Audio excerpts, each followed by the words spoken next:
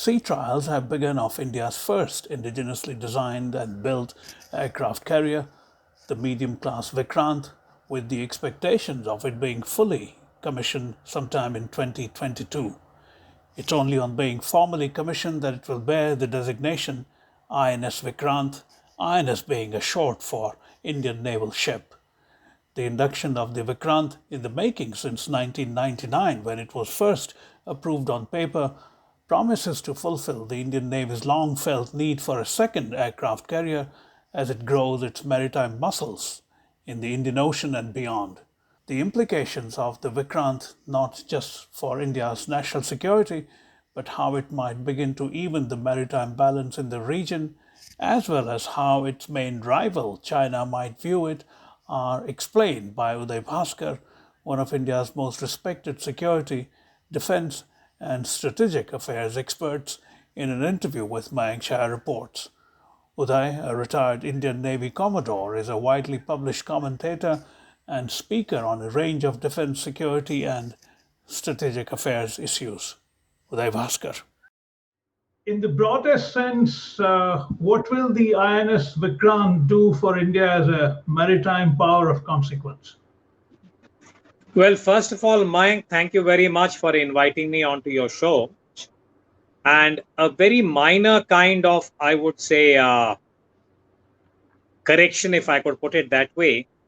The Vikrant, which put out to sea on Wednesday, has gone for what we call as the contractor sea trials. Right. So it left the Cochin shipyard and is currently undergoing sea trials, which will take a fairly long period. And the prefix of INS, which is Indian Naval Ship, Vikrant, Right. would be affixed only when the ship is commissioned. And that would be sometime next year. So as of now, it is still a work in progress. But when it is combat ready and fully operational, and it's commissioned, which is to say that it would fly the Indian tricolor as a man of war in the Indian Navy. Right.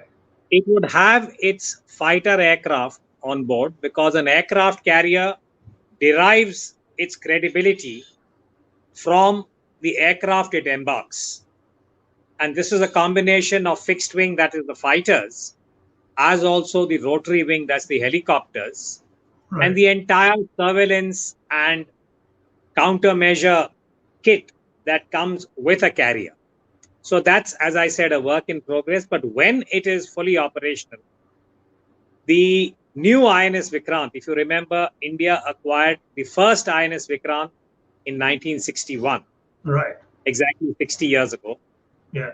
And that is a ship that India acquired from the Royal Navy, the UK.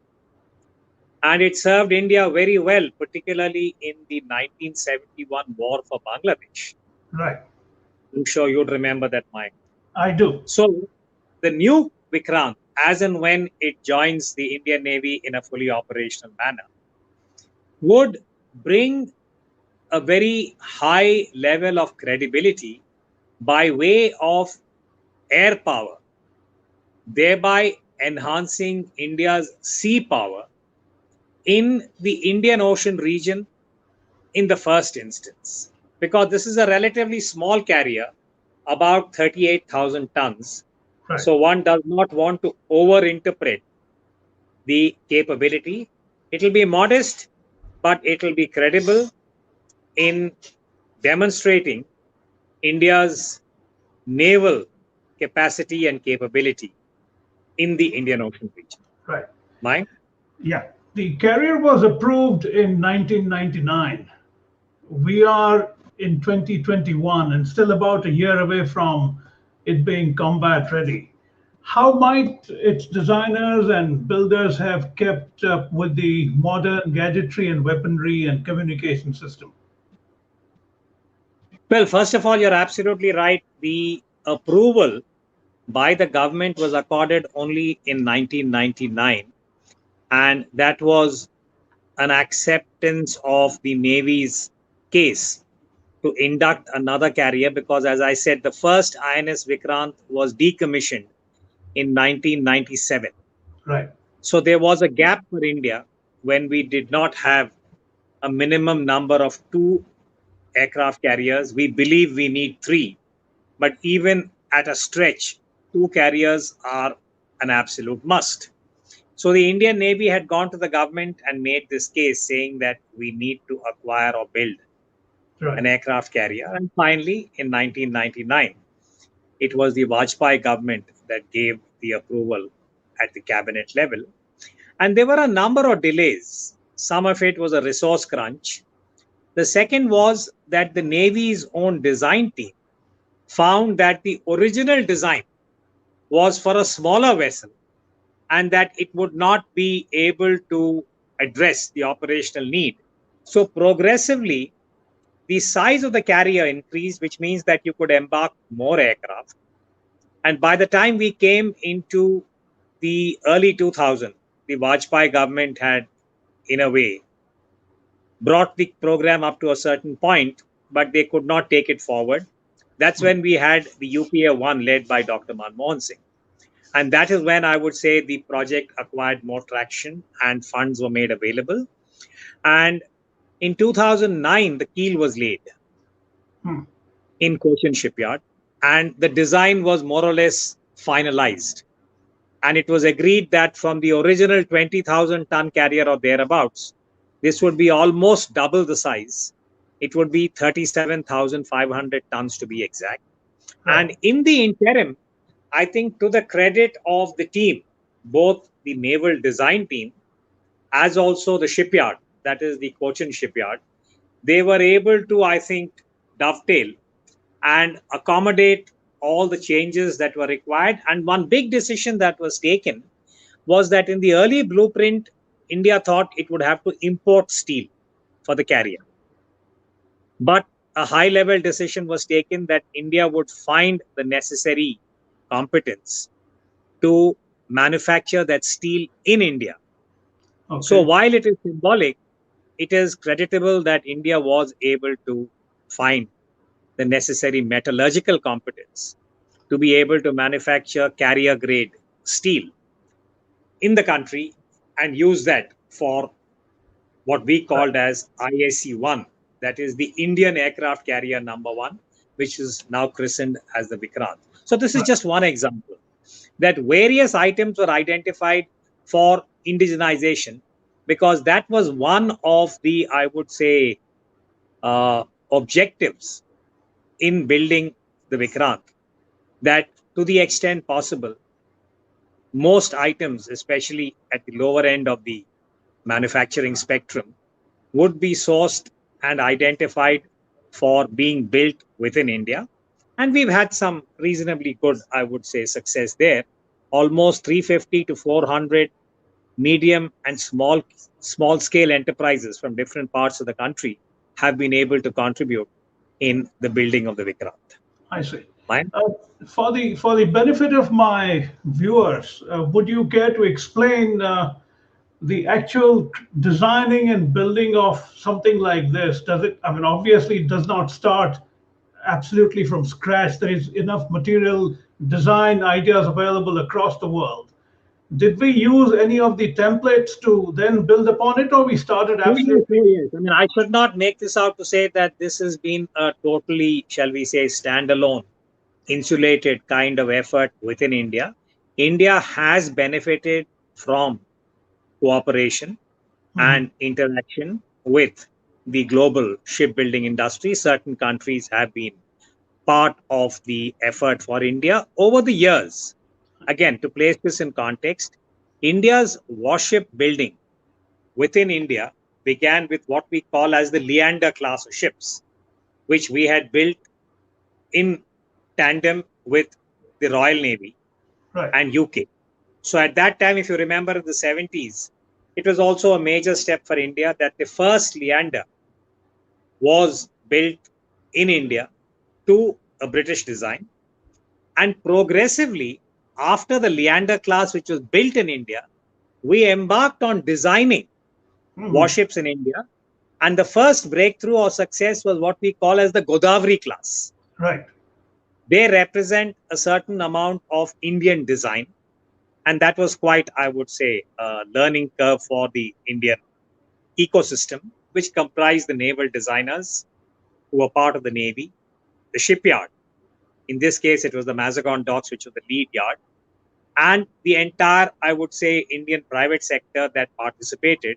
For instance, we had different parts of India, whether it was Walchand Nagar, whether it was Bangalore, Chennai, Hyderabad, who differently added or contributed to the first warship that was designed and built, the Godavari class.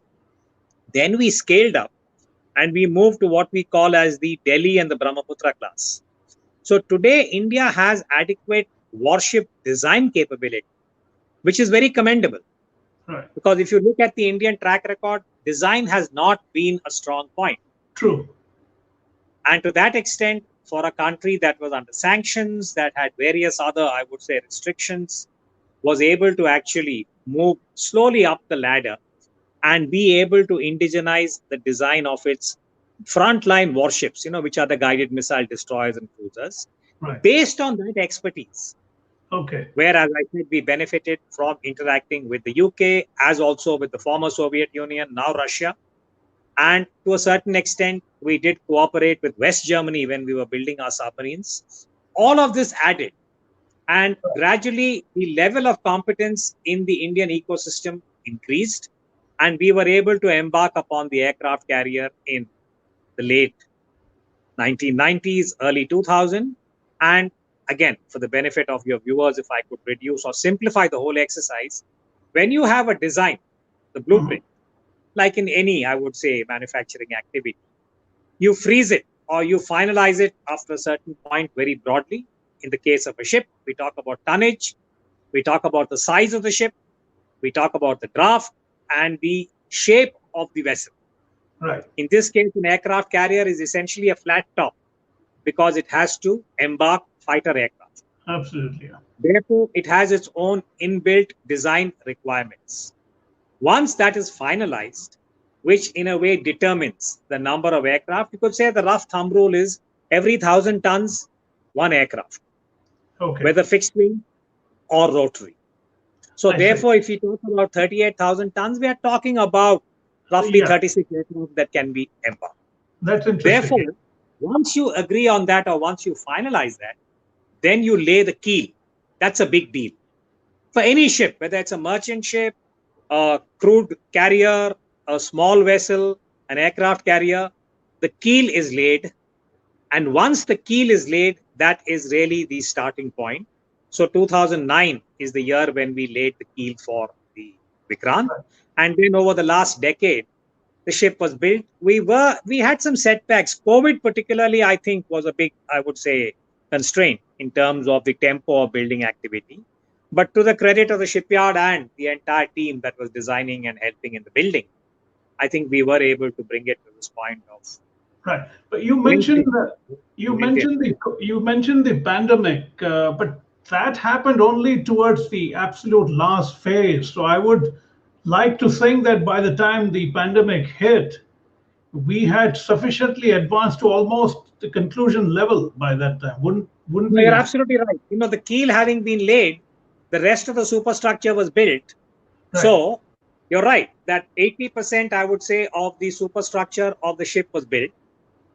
After that, you have to bring in the propulsion, meaning, okay, you got the structure, it floats.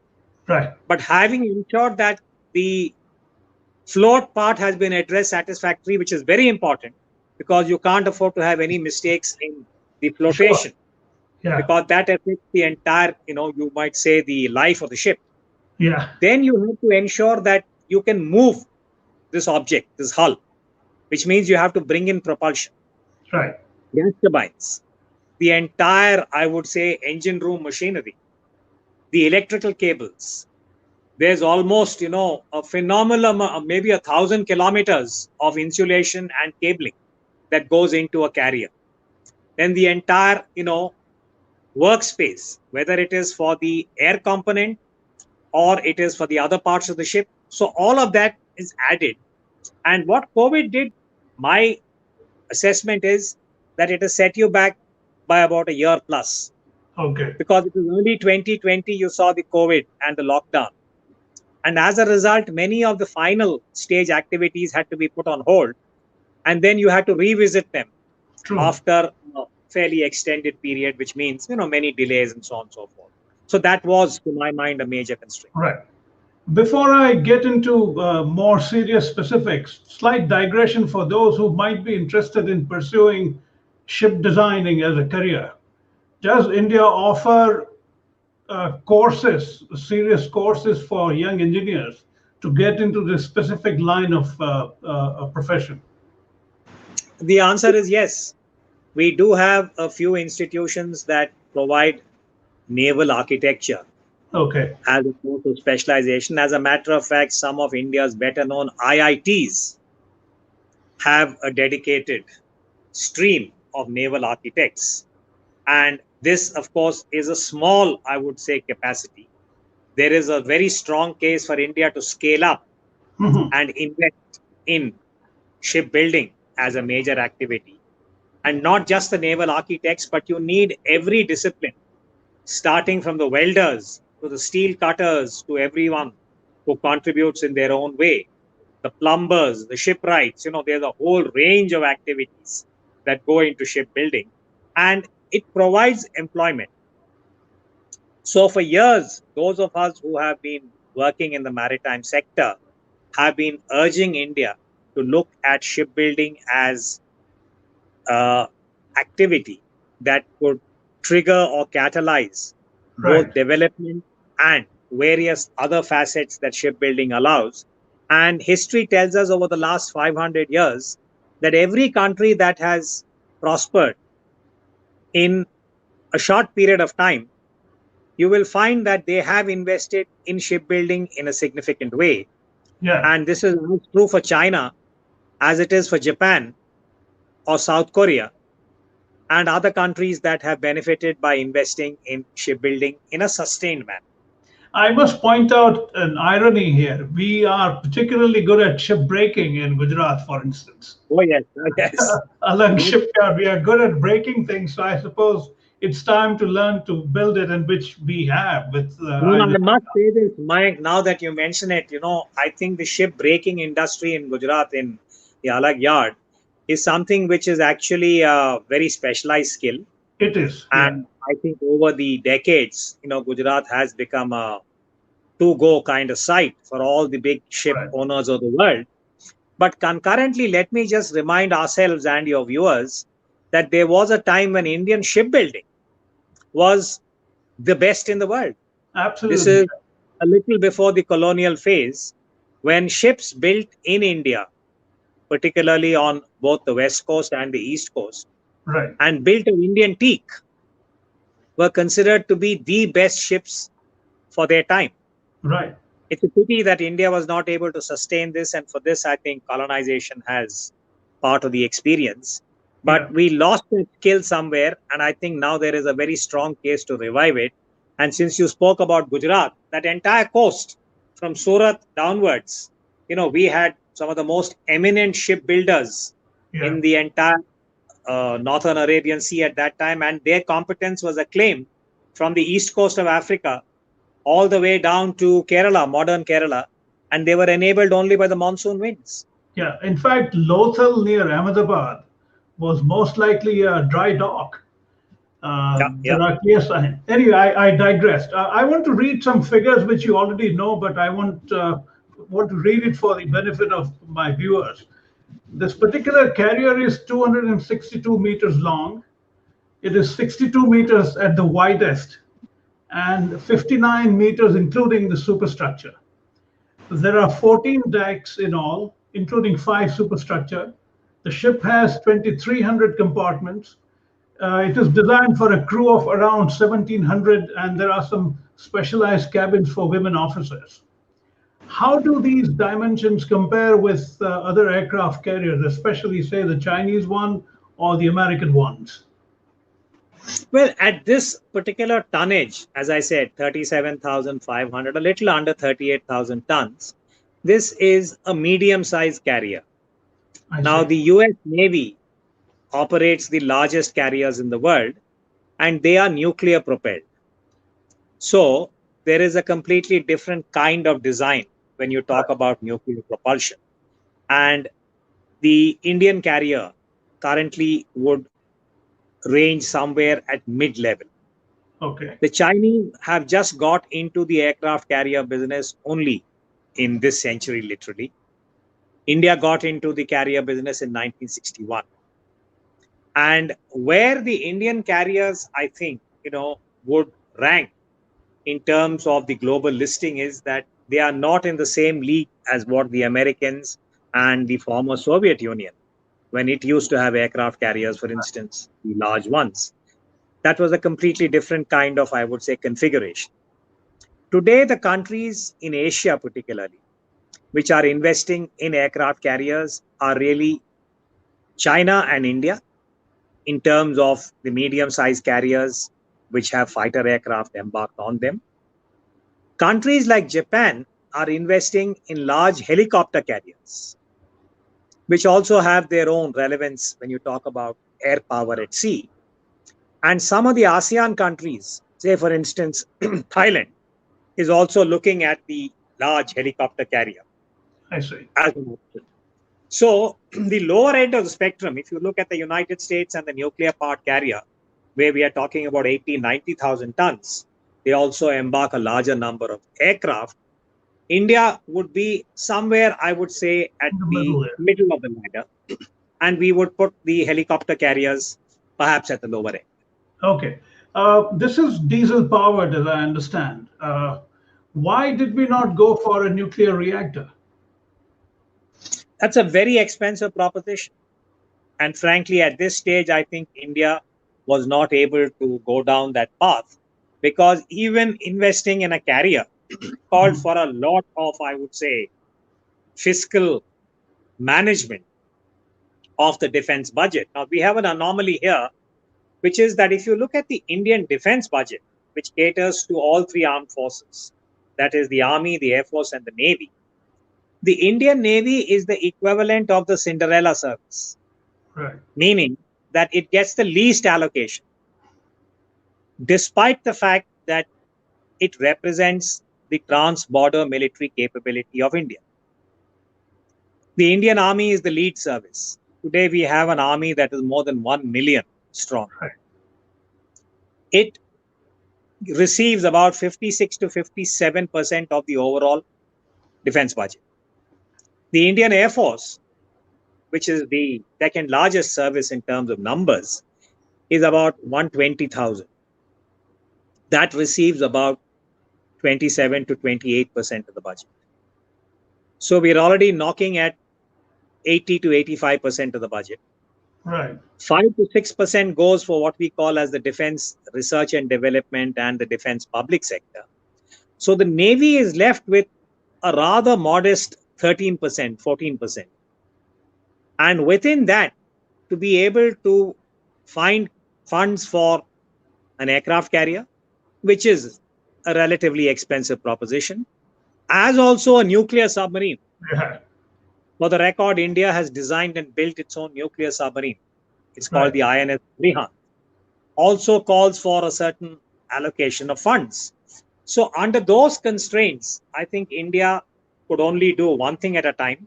So it decided to invest in the nuclear boat, that's the submarine, and stick with conventional propulsion, the gas turbine, for the aircraft carrier. Right. Right. Given that these days, with the click of a button, you can really bring countries to their knees via computer malware, what is the relevance of a behemoth like an aircraft carrier floating around, other than projecting military muscularity? No, this is a question that's been asked many times, saying that are carriers the equivalent of sitting ducks? Mhm. And more recently, because I think in the last 18 months, because of COVID, I think the whole world has become very, very competent and everyone is an expert now. You Mhm. give me a subject and give me 5 minutes, I can Google and give you all the available data on any Sure. subject. So Right. I have met many of the people at various discussions where they actually point out to what happened in Saudi Arabia and what the Houthis did with the drones and what happened in Armenia and asymmetric warfare and how the Chinese are going to bring the Americans to their knees. And, all of this is something that is par for the course when we Right. talk about the debate on the aircraft carrier. But there is a professional determination that when we talk about the kind of challenges that a country like India, for instance, would have to deal with in the maritime domain, having an aircraft carrier in the national quiver gives you more options that you will have, Right. as opposed to not having an aircraft carrier, which is the equivalent of a floating airfield. Meaning that with 36 combat aircraft, the Indian Navy, with a fully operational Vikrant, with all the other escorts and support that goes with it, would be able to bring credible air power in a radius of about 400 kilometers in a 24-hour cycle. Right. Now, that is a significant capacity in terms of being able to deliver ordnance. Because what does a fighter aircraft do? It delivers ordnance over a target that you have chosen. True. Now, why do major countries invest in aircraft carriers? Why is the United States Navy still committed to maintaining 11 aircraft carriers at any given time? Why is China, which got into the game rather late, as recently as 2000, now investing in 5 to 6 carriers over the next decade? So there is a method to the madness that Right. when you look at how the maritime domain is to be managed by way of threats that are likely to emerge, sea power can be brought to bear more effectively by an aircraft carrier than, say, hypothetically, through a submarine. Meaning Right. that a submarine is also a very desirable platform, but it has other characteristics, which an aircraft carrier would, in a way, I would say there's a huge contrast, and the jargon is we talk about submarines for sea denial Right. and we talk about aircraft carriers for sea control. But in the same breath, I would add that technology has now introduced new vulnerabilities. And the possibility that an unmanned aircraft, a drone, a missile could pose a challenge is real. But then those who are in the business of designing and operating aircraft carriers are also ensuring that they have adequate countermeasures. Right. So this cat and mouse game, frankly, goes on.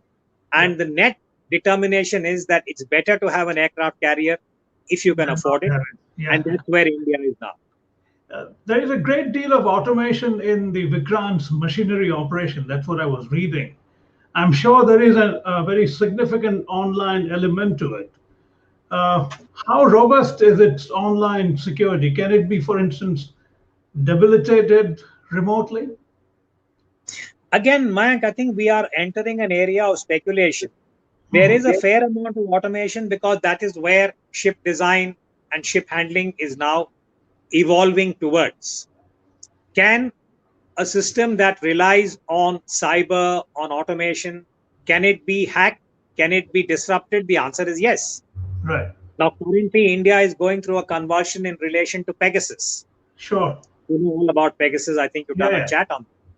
So, the global experience is that we are talking about, say, the American network being hacked by an adversary.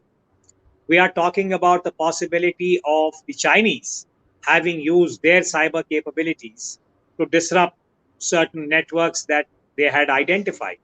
There was concern that Iran's nuclear program had been compromised. So, in Right. that sense, I think my own assessment as an analyst is that the moment you enter this domain of automation, as also the new technologies that include artificial intelligence, all kinds of, I think, possibilities do emerge. These are exigencies that have to be factored. And I think this is something that would be relevant not just to the Indian Navy and Vikrant, but to all ships at sea, Right. as also to all aircraft that are flying anywhere in the world. Even And I cars. think this is something we have. Yeah, cars, absolutely right. So Yeah. we have to Yeah. be cognizant of that. Absolutely. Yeah. How does the Vikrant's maximum speed of about 28 knots, I think? compare Yeah, with the others in its class? I think it would be on par for its class. When we say class, Yeah, we are talking about size right. and we are talking about propulsion. So Okay. if you fit an engine of a certain horsepower, it's almost a mathematical calculation that for a Okay. given weight, so to that extent, I think it compares reasonably well. Obviously, it would not compare with the nuclear Right. powered carriers, which Right. are a different kind of ball game altogether.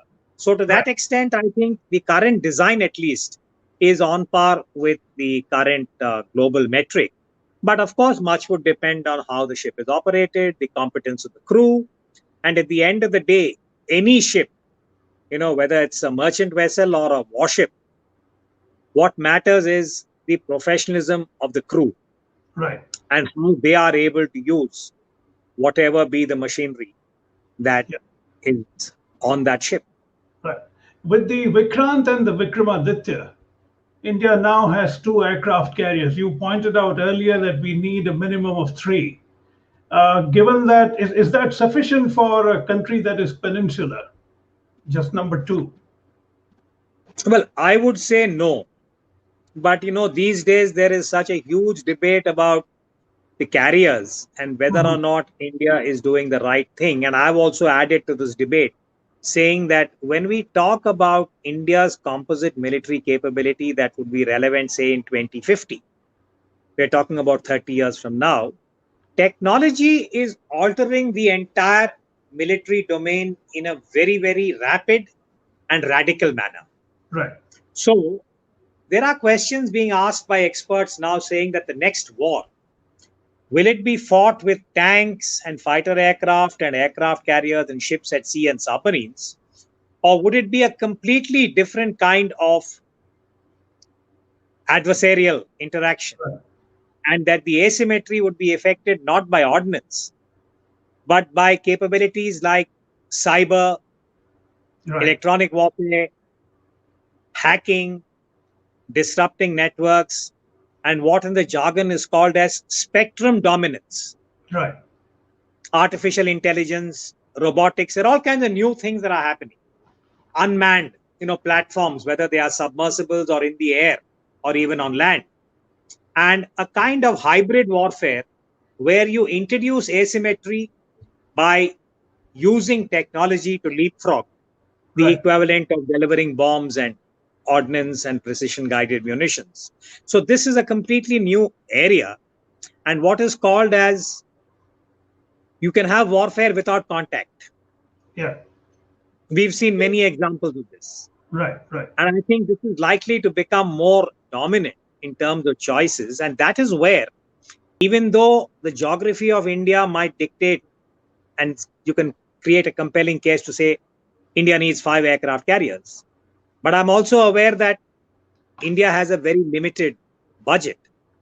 So if I had to make a choice between more aircraft carriers or more artificial intelligence or more satellites You would do the or more latter. space based capabilities, my current thinking is that I would veer towards higher levels of technology Right. and take a chance by perhaps making do with a lesser investment in the tanks and the Right. artillery guns and the fighter aircraft. But this is my Yeah. personal view. There are wiser minds who are looking at this all over the world in terms of how militaries should rewire. Yeah, but the simple point is one of the primary objectives of all these capabilities is to physically destroy infrastructure of the adversary, right? Now that can be done, like I said, with a click of a computer button. Yeah, yeah. So As opposed to physically destroy, Mayank, just one thought for you to consider. It is a bit like saying that you want to render the adversary's capabilities ineffective. exactly. You So can that do can that be done without without, physical destruction also, yeah, so that can be meaning done that, without the aircraft carrier or any of yeah, yeah, the exactly. old fashioned Yeah. weaponry. It's a bit like saying the US Navy currently is an armed force that relies heavily on network centric linkages, Right. from the ship on the surface to the submarine to the aircraft to the satellite to the ops room, wherever it is, whether it's in Hawaii or any other part of the US military lattice.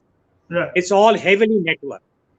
Now, if you are an adversary and you are planning to deal with the Chinese, I mean, with the Americans in an asymmetric manner, Right. then hypothetically, if I was a Chinese admiral, I would think of many innovative ways of using technology to stun the adversary and disrupt all the networks. You can do it hypothetically for a task force. If you Right. have a carrier task force, it is possible, at least on paper, to introduce the kind of cyber dominance whereby without contact, without the use of ordnance, you can render the network ineffective. So Absolutely. that's what I mean by saying physical destruction need not necessarily be an objective. Right.